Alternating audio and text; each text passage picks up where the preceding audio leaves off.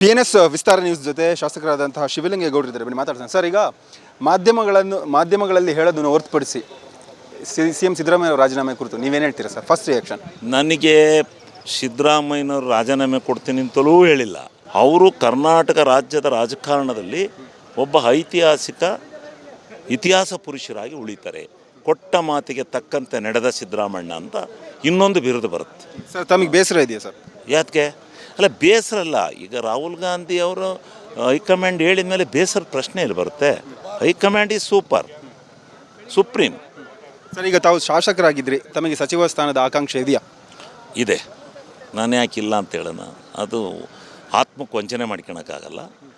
ನಾನು 4 ಸಾರಿ ಶಾಸಕನಾಗಿ ನಾನು JDSನಲ್ಲಿ ಗೆದ್ರೂ ಸಹಿತ ಈ ಸಾರಿ ಕಾಂಗ್ರೆಸ್ಸಿಗೆ ಬಂದು ಗೆದ್ದದ್ದು.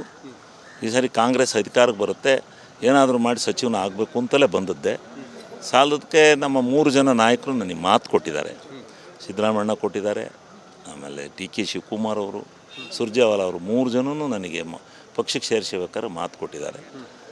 ಅದರಿಂದ ಹೋದ ಸಾರಿ ಕೊಡೋಕ್ಕಾಗಲಿಲ್ಲಪ್ಪ ಅಂತ ಹೇಳಿದರು. ಈ ಸಾರಿ ಏನು ಮಾಡ್ತಾರೆ ನೋಡೋಣ, ಕಾದು ನೋಡೋಣ. ಯಾವ ಖಾತೆ ಬೇಕು ಸರ್?